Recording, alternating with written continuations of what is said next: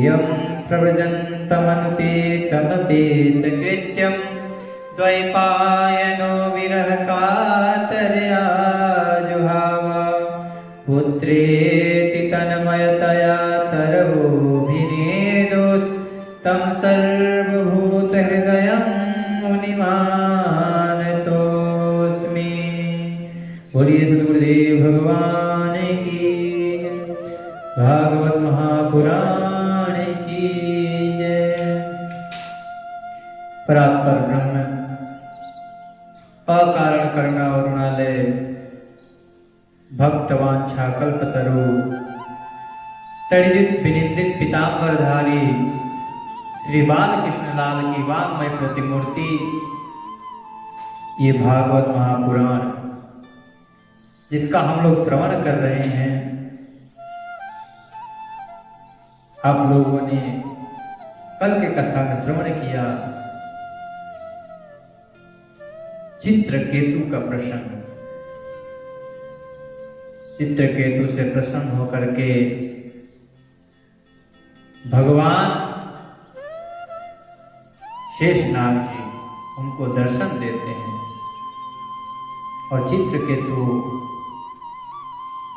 जो विद्याधरों के भी अधिपति हैं, विद्याधरों के राजा हैं, वो शेष भगवान की स्तुति करते हैं। उससे प्रसन्न होकर के उस चित्रकेतु को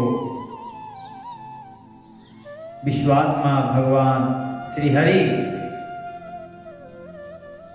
उनको समझा बुझा करके अंतर्ध्यान हो जाते हैं। यहाँ तक की कथा कल आप लोगों ने श्रवण किया था। आज की कथा में हम लोग प्रवेश करते हैं। सुखदेव जी महाराज कहते हैं कि परीक्षित, विद्याधर चित्रकेतु जिस दिशा में भगवान संकर्षण का दर्शन किया था उसी दिशा में भगवान संकर्षण के अंतर्ध्यान होने के बाद ही प्रणाम करते हुए और वहां से नमस्कार करके आकाश मार्ग से आगे जाने लगे।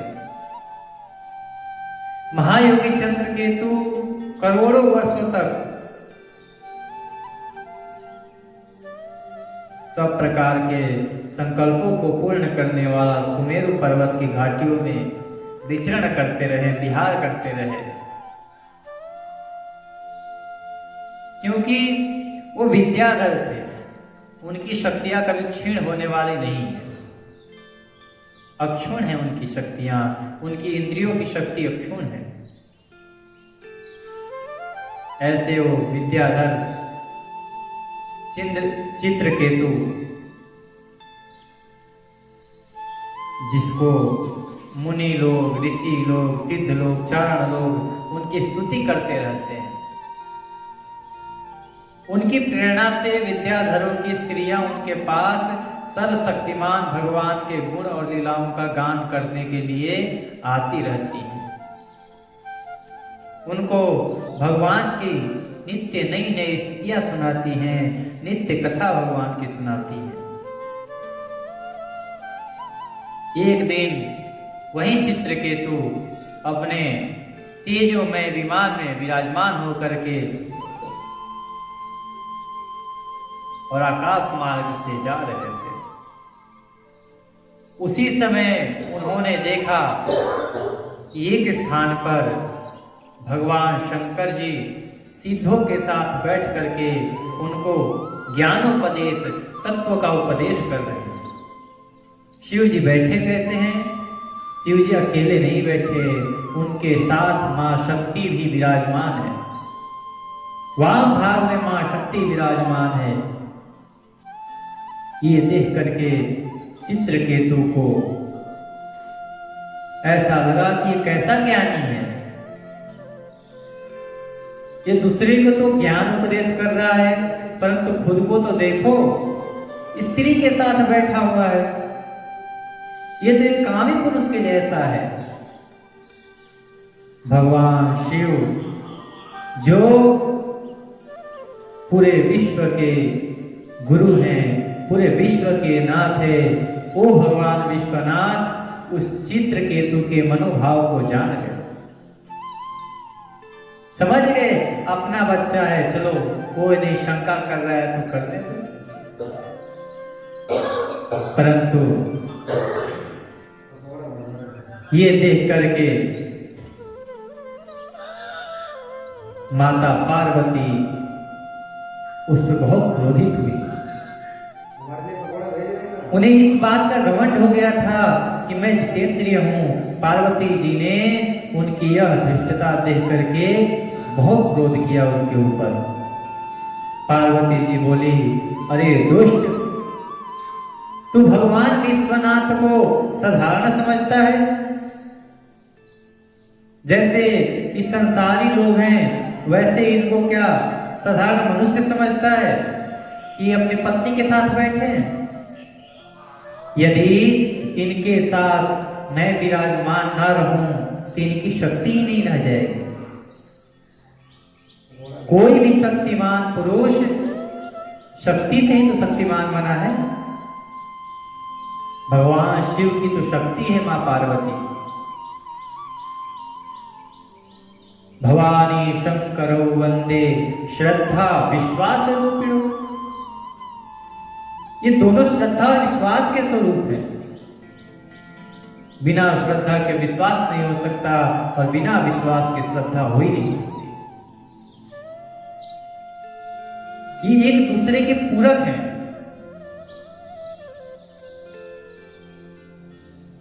श्रद्धा किसे कहेंगे महाराज? श्रद्धा क्यों कहे पार्वती जी को? तो वेदांत में कहा जाता है कि गुरु वेदांत वाक्येषु दृढ़ विश्वास श्रद्धा।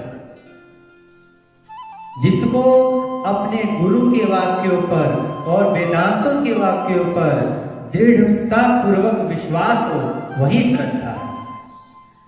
विश्वास ही श्रद्धा है, पर अटल विश्वास होना चाहिए। बिना विश्वास की श्रद्धा हो नहीं सकती। शिव में जो शिव के ऊपर इकार लगा हुआ है वही मां शक्ति है।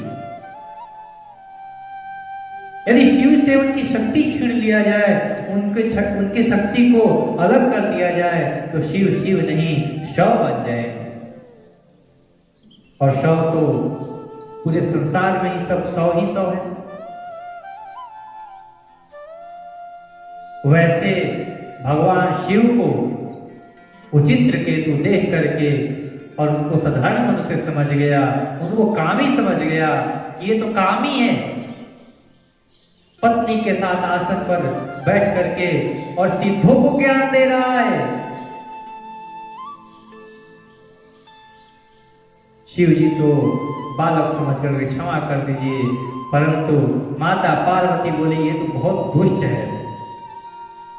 लगता है कि ब्रह्मा जी, भृगु, नारद आदि उनके पुत्र सर्गादि परमहंस, कबीर देव और मनु आदि बड़े बड़े महापुरुष धर्म का रहस्य नहीं जानते, तभी तो वे धर्म मर्यादा का उल्लंघन करने वाले भगवान शिव को इस काम से नहीं रोक रहे। ऐसा वो विद्याधर सोच रहा है। वो वहां पर सबको अज्ञानी साबित कर दिया कि किसी को तो ज्ञान ही नहीं है। फिर तो नहीं तो इतने बड़े बड़े सिद्ध लोग बैठे हैं, भगवान कपिल बैठे हैं, सनकादि ऋषि बैठे हैं, ब्रह्मा जी बैठे हैं, भृगु जी बैठे हैं, नारद जी बैठे हैं, ऐसे ऐसे सिद्ध पुरुष बैठ करके और इस कामी के वाणी को सुन रहे हैं। इनको ज्ञान नहीं है क्या? इस घमंड को देख करके माता पार्वती उस चित्रकेतु को संबोधन करते हुए बोली, अरे दुष्ट, अरे दुर्मते, तुम पापमय असुर योनि में जाओ। ऐसा होने से बेटा तुम फिर कभी भी किसी महापुरुष का अपराध नहीं करोगे। तुमने एक महातपस्वी, महायोगी, योगीश्वर भगवान शिव का अपमान किया है, इसलिए तुम असुर योनि में जाओ। ऐसा कहने से सुखदेव जी महाराज कहते हैं कि परीक्षित, जब पार्वती जी ने ऐसा कहा तब वे विमान से उतर करके और सिर झुका करके माता पार्वती के चरणों में गिर गया और उनको प्रसन्न करने में लग गया, उनकी स्तुति करने लगा। कहता है, हे पति प्राणा देवी, मैं साप से मुक्त होने के लिए आपको प्रसन्न नहीं कर रहा हूं, मैं तो यह चाहता हूं कि आपको मेरी जो बात अनुचित प्रतीत हुई है उसके लिए क्षमा करें। मुझे आपने शाप दे दिया, कोई बात नहीं, उस शाप को मैं स्वीकार करता हूं, परंतु मेरे वाणी द्वारा जो आपको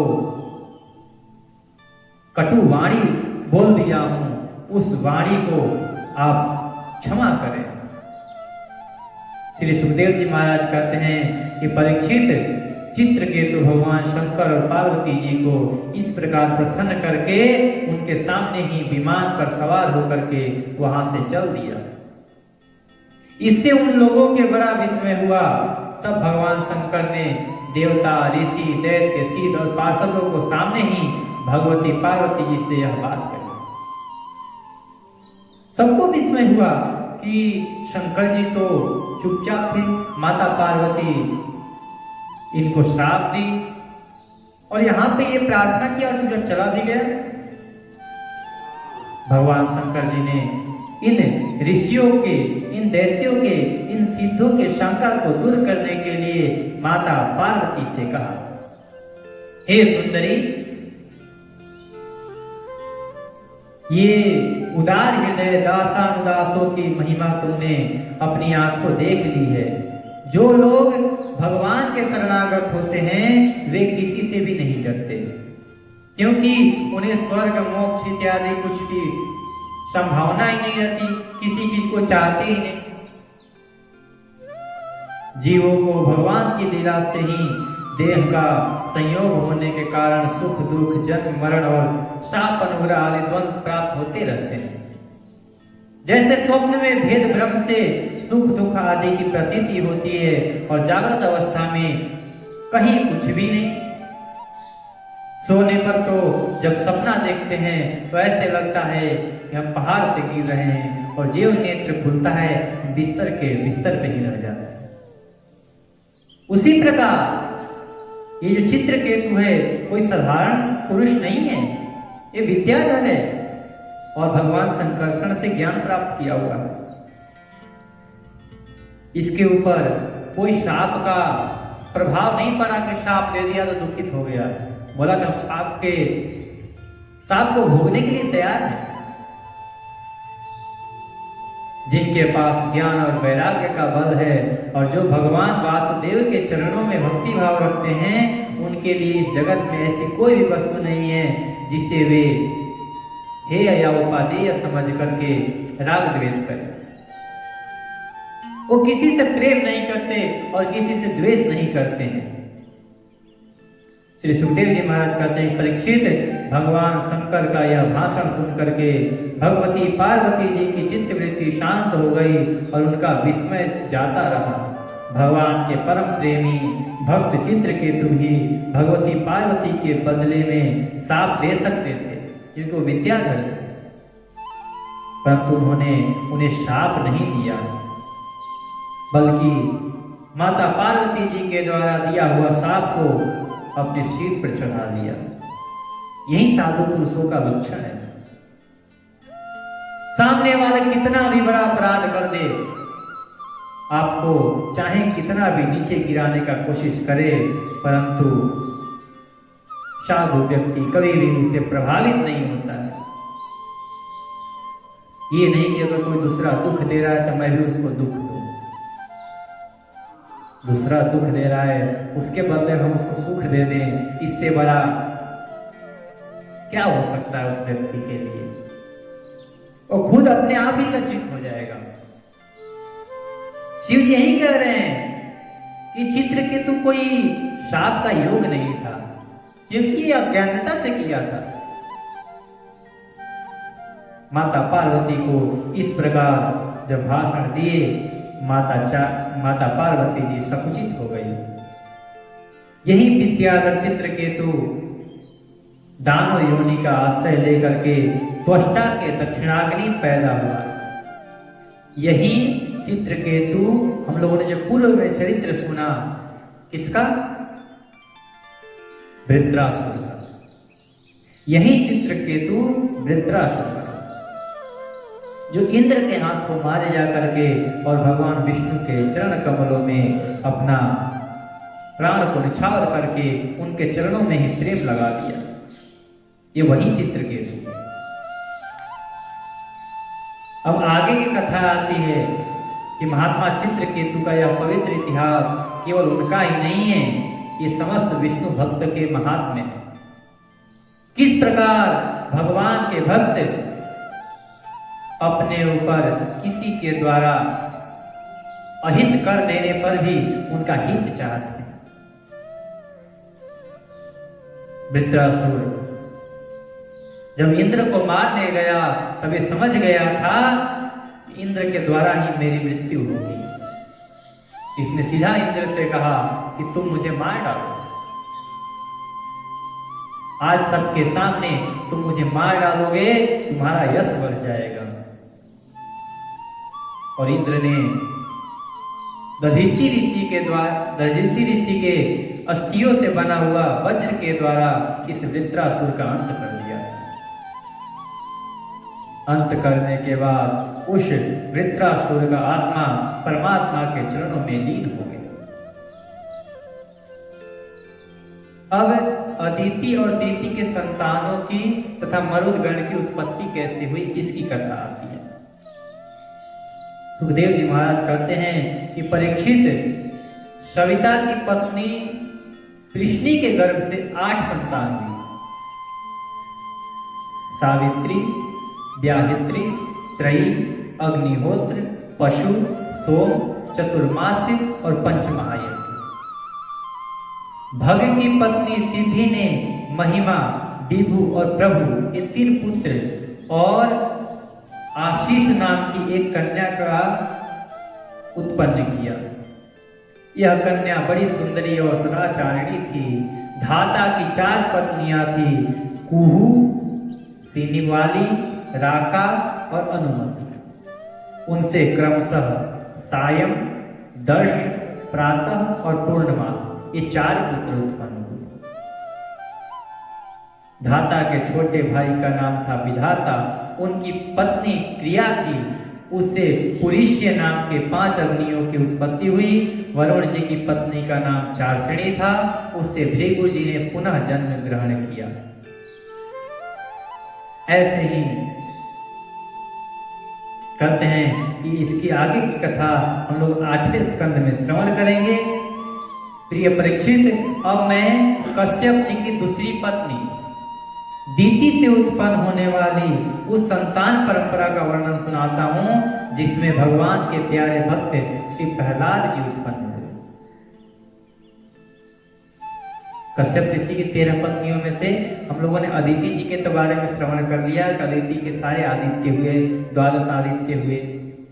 अब उनकी जो दूसरी पत्नी थी दीति, अब उनकी वंश परंपरा सुनाते हैं। क्यों?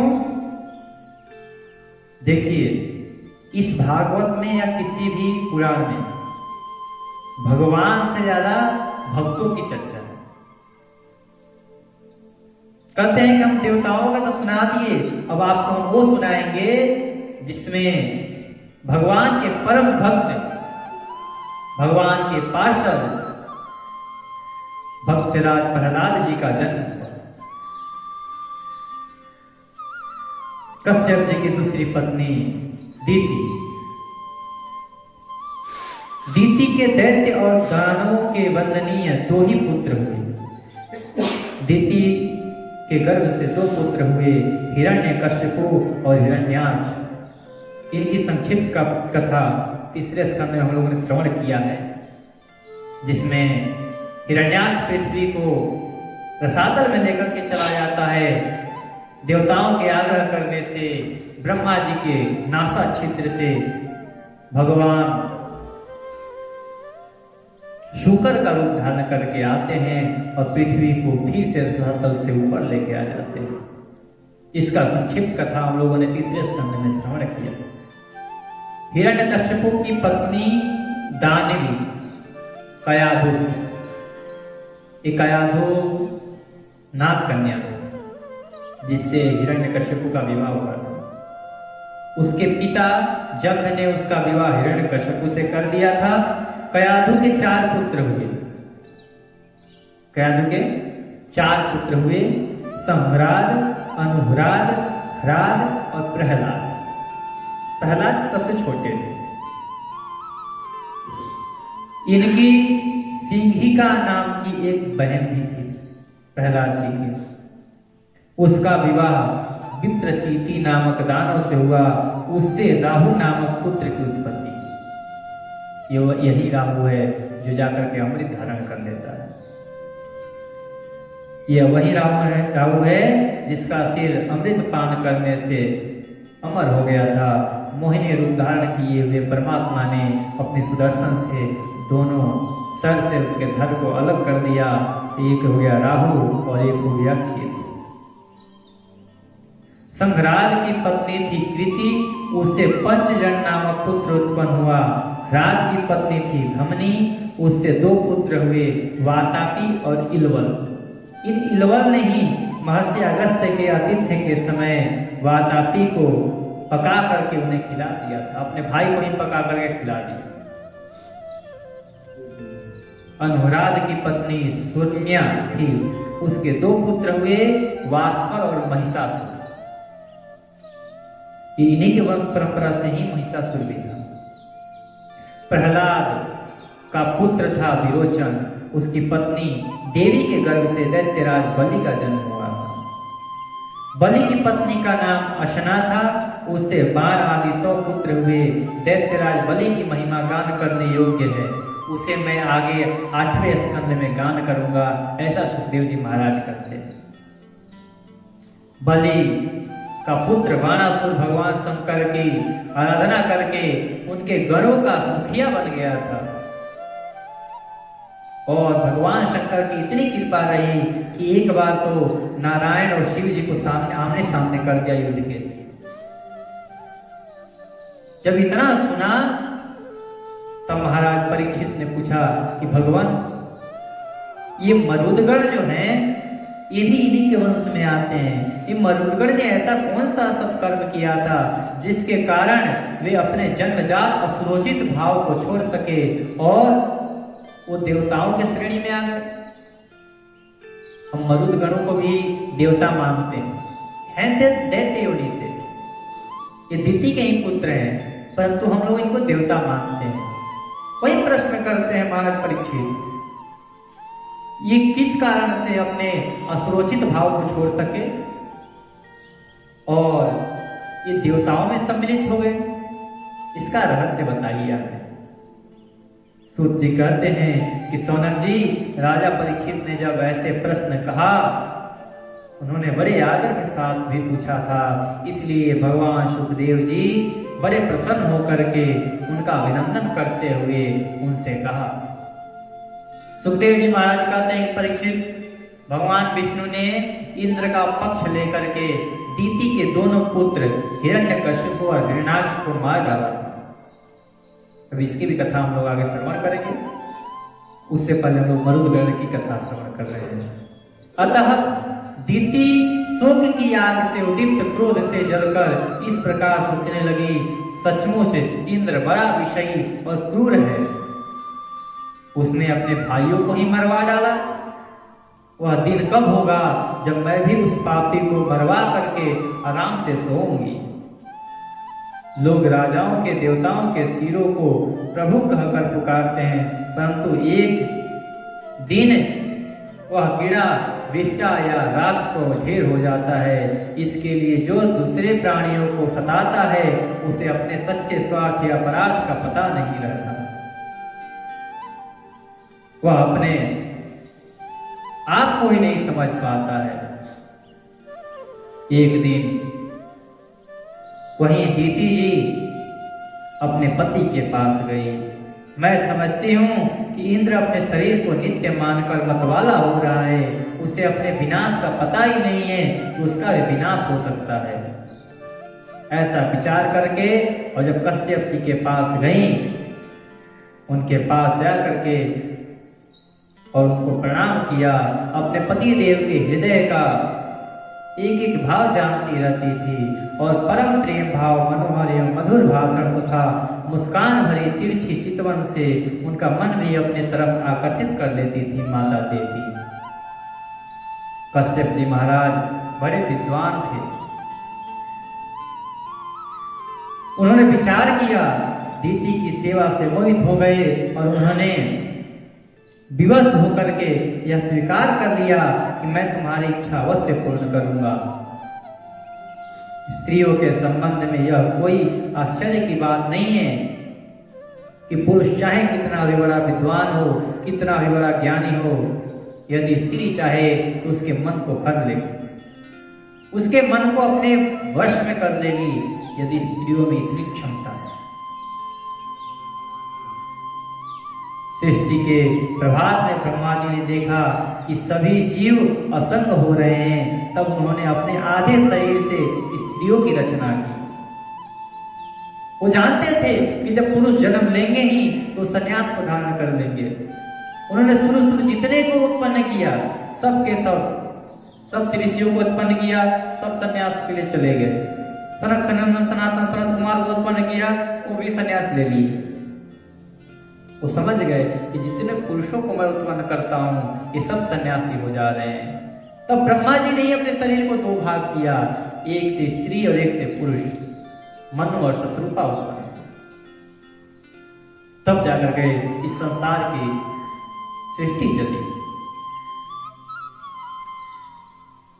हाँ तो भैया, मैं यह कह रहा था कि दीति ने भगवान कश्यप की बड़ी सेवा की, इससे वे उस पर प्रसन्न होकर के उन्होंने दीति का अभिनंदन करते हुए उससे मुस्कुरा करके कहा, हे कश्यप जी, हे सुंदरी, मैं तुम पर प्रसन्न हूं, तुम्हारी जो इच्छा है मुझसे मांग लो। क्योंकि प्रसन्न व्यक्ति चाहे उस समय कुछ भी मांग लो, वो देने के लिए तैयार है। और मेरे ऊपर तो भगवान वासुदेव की बहुत कृपा है, जो मांगोगी वो दूंगा।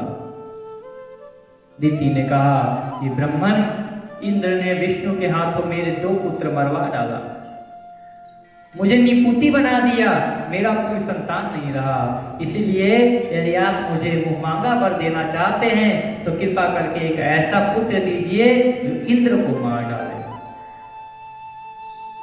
परीक्षित दीति की बात सुनकर के कश्यप जी खीन होकर के पछताने लगे। किस प्रकार मैंने कैसे इसको वरदान देने के लिए कह दिया, इसने तो ऐसा मांग लिया कि मेरे पुत्र को ही मरवाना चाह रही है। हाय, ये क्या हुआ। कश्यप जी वैसे ही फंस गए जैसे महाराज दशरथ फंसे थे। महाराज दशरथ जी ने भी कहा था कि मांग लो, जो चाहिए सो मांग लो, कुछ के लिए मना नहीं करूंगा। वैसे ही महाराज कश्यप जी फंस गए। बोले कि हाय, आज मेरे जीवन में बहुत बड़े अधर्म का अवसर आ पहुंचा है। देखो तो सही, अब मैं इंद्र के मारने के लिए प्रयत्न करूंगा, अपने पुत्र को ही मारने के लिए पुत्र प्राप्ति करवाऊंगा इसको। केवल इंद्रियों के सुख में सुख मानने लगा हूं। स्त्री रूपिणी इस माया के चित्त में मैं कैसे फंस गया हूं, देखो तो सही जरा। परंतु क्या करूं, इसमें इस स्त्री का कोई दोष ही नहीं है, क्योंकि इसने अपने जन्मजात स्वभाव का ही तो अनुसरण किया है। दोष तो मेरा है, जो मैं अपनी इंद्रियों को अपने वश में न रख सका, अपने सच्चे अनुसरण किया, अपने स्वभाव को मैं कैसे बताऊं। अब ये इस स्त्री का तो स्वभाव ही है, ये अपने स्वभाव से ही चल रही है, इसमें इसका कोई गलती नहीं। कश्यप जी महाराज बोले, कल्याणी, यदि तुम मेरे बतलाए हुए व्रत का 1 वर्ष तक विधि पूर्वक पालन करोगी तो तुम्हें इंद्र को मारने वाला पुत्र प्राप्त होगा। परंतु यदि किसी प्रकार नियमों में त्रुटि हो गई तो वह देवताओं का मित्र बन जाएगा, वह इंद्र को नहीं मारेगा। इसीलिए जो नियम बताऊंगा उसको विधि पूर्वक करना है। दीति ने कहा कि ब्राह्मण, इंद्र को मारना है, मेरी बस यही इच्छा है। उसके लिए चाहे आप जो भी व्रत बताएं, जो भी नियम बताए, उन सभी नियमों का मैं पालन करूंगी। कौन कौन से काम करने हैं आप मुझे बताइए, मैं उसमें त्रुटि होने का कोई अवसर ही नहीं दूंगी, उसको त्रुटि नहीं होने दूंगी। कश्यप जी ने कहा कि प्रिय, इस व्रत में किसी भी प्राणी को मन, वाणी या क्रिया के द्वारा सताए नहीं, किसी को शाप या गाली न दे, झूठ न बोले, शरीर के नख और रोए न काटे और किसी भी अशुभ वस्तु का स्पर्श न करे, जल में घुसकर स्नान न करें, क्रोध न करें, दुर्जनों से बातचीत न करें, बिना धुला वस्त्र न पहने और किसी की पहनी हुई माला न पहने, जूठा न खाएं, भद्रकाली का प्रसाद या मांस युक्त अन्न का भोजन न करें, शूद्र का लाया हुआ और रजस्वला स्त्री का देखा हुआ अन्न भी न खाएं और अंजलि से जलपान न करें। झूठे मुंह बिना आचमन किए, संध्या के समय बाल खोले हुए, बिना श्रृंगार के, वाणी का संयम किए बिना और बिना चद्दर ओढ़े घर से बाहर न निकले, बिना पैर धोए, अपवित्र अवस्था में गीले पांवों से उत्तर या पश्चिम सिर करके दूसरे के साथ नग्न अवस्था तथा सुबह शाम सोना नहीं चाहिए। इस व्रत के ये सब नियम हैं। यदि तुम इस व्रत को करते करते इसके बाद पुष्पमाला, चंदनादि सुगंध द्रव्य, नैवेद्य और आभूषण आदि से सुहागिन स्त्रियों की पूजा करें तथा पति की पूजा करके उसकी सेवा में संलग्न रहे और यह भावना करती रहें कि पति का तेज मेरी कोख में स्थित है। प्रिय, यह व्रत कोई साधारण व्रत नहीं है। इस व्रत का नाम है पुंसवन। यदि 1 वर्ष तक तुम इसे बिना किसी त्रुटि के पालन कर सकोगी तो तुम्हारे कोख में इंद्रघाती पुत्र उत्पन्न हो जाएगा। परीक्षित, दीदी बड़ी मनस्विनी और दृढ़ निश्चय वाली थी। उसने कहा कि ठीक है, और उसने उस व्रत को करने के लिए स्वीकृति लेकर के उस व्रत को करने लगी। अब माता दीति के गर्भ में कश्यप ऋषि के वीर्य एक जीव के रूप में आ गया। परीक्षित, देवराज इंद्र अपनी मौसी दीति का अभिप्राय जान बड़ी बुद्धिमानी से अपना वेश बदल करके दीति के आश्रम पर आए और उसकी सेवा करने लगे। वे दीति के लिए प्रतिदिन समय समय पर वन से फूल, फल, कंदमूल, समिधा, कुश, पत्ते इत्यादि पूजन की सामग्रियां लाया करते थे। राजन, जिस प्रकार बहेलिया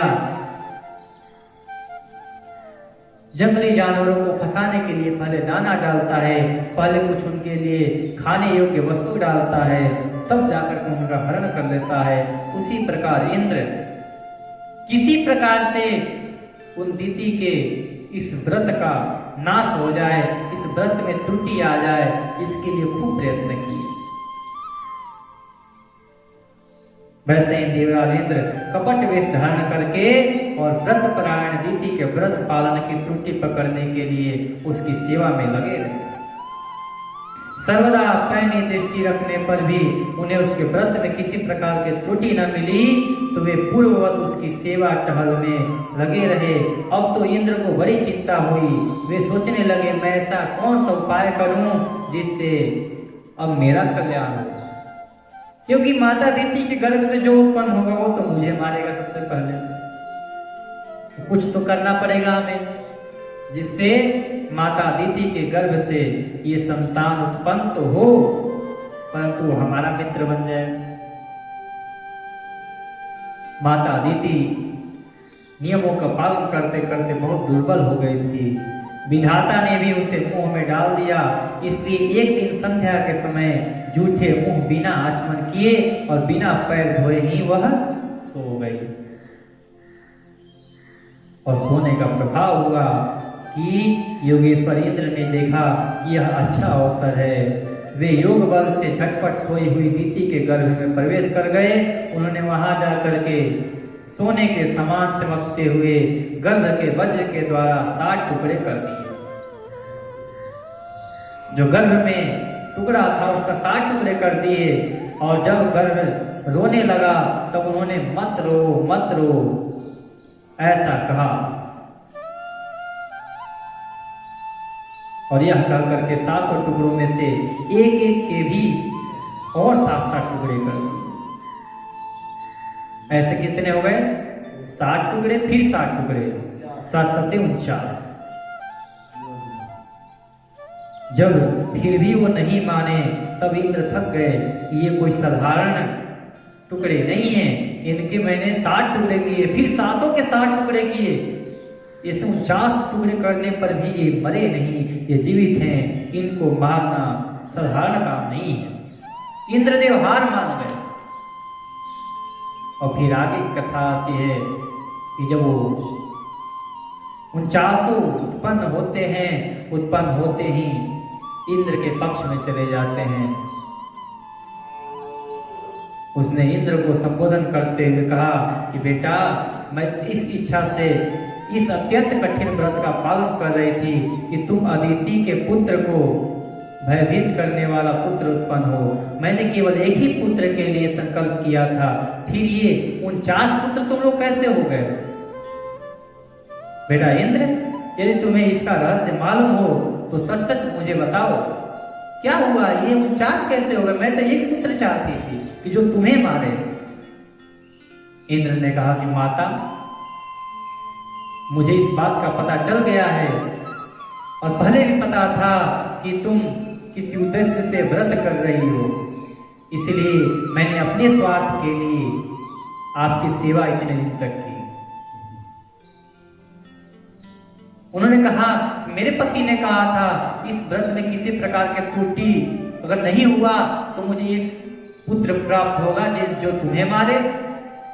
तो मेरे को लग रहा है कि कोई त्रुटि हुई नहीं है। तब उन्होंने कहा कि थोड़ा बैक में चलो, याद करो एक दिन जूठे मुंह सो गए थे बिना पैर धोए हुए भी। जब इंद्र ने बताया तो बोले, हाँ एक दिन तो सोई थी। बोले बस उसी का प्रभाव। माता दीति ने कहा कि चलो ठीक है, उस दिन की थी तो एक पुत्र होना चाहिए, ये 49 पुत्र कैसे हो गए? उन्होंने कहा कि माता हमें क्षमा करना, जब आज आपने उस दिन त्रुटि की तो मैं आपके गर्भ में प्रवेश कर गया और आपके पुत्र को समाप्त करना चाहा। मैंने एक पिंड को 60 टुकड़ों में विभाजित कर दिया। जब देखा कि वो भी चुप नहीं हो रहे हैं और रो रहे हैं, मैंने कहा मत रो, पर वो माने नहीं। फिर मैंने उन 7 टुकड़ों को 7 टुकड़े कर दिए, ऐसे 49 टुकड़े हो गए। फिर भी ये नहीं माने, रोते ही रहे। खंड हो जाने पर भी ये मरे नहीं, फिर से जीवित ही रह गए।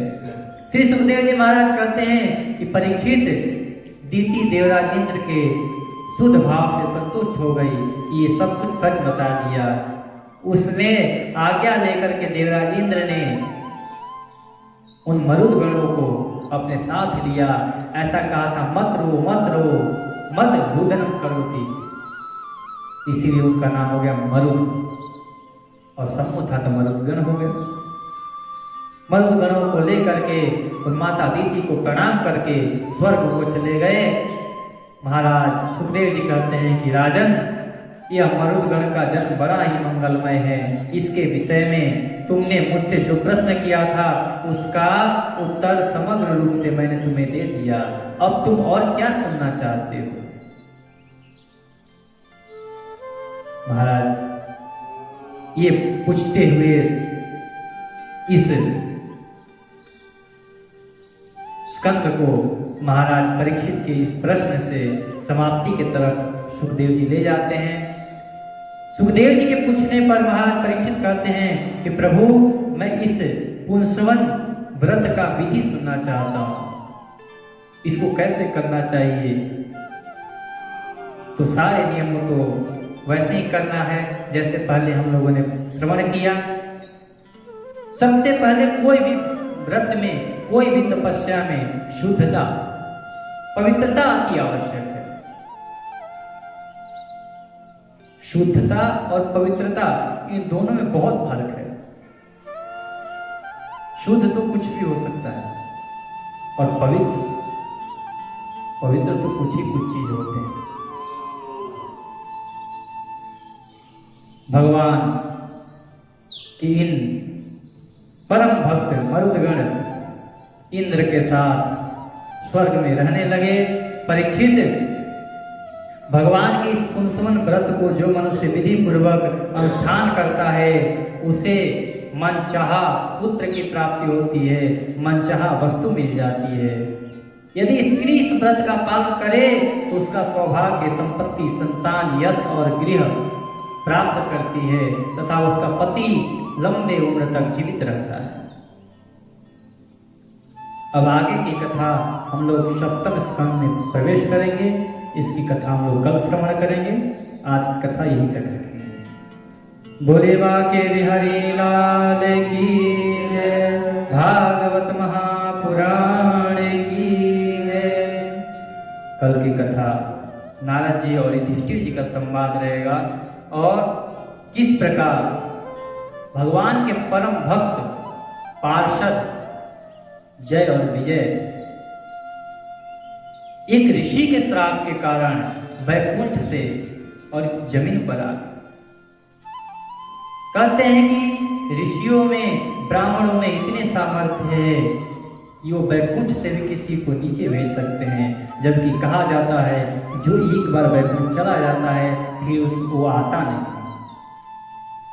परंतु यदि वैकुंठ में भी जा करके आप ब्राह्मणों का अपमान कर दें, ऋषियों का अपमान कर दें, गौओं का अपमान कर दें, तो वैकुंठाधिपति भगवान नारायण भी नहीं चाहते कि, वो भी नहीं चाहेंगे कि आप इस वैकुंठ में रहें। उन जय विजय ने सनक सनंदन सनातन सनत कुमार का अपमान किया, जिसके कारण उन्हें एक जन्म नहीं 3 जन्म तक असुर योनि में जन्म लेना पड़ा। वहीं माता दीति के गर्भ में आएंगे। इसकी कथा हम लोग कल श्रवण करेंगे। आज की कथा यहीं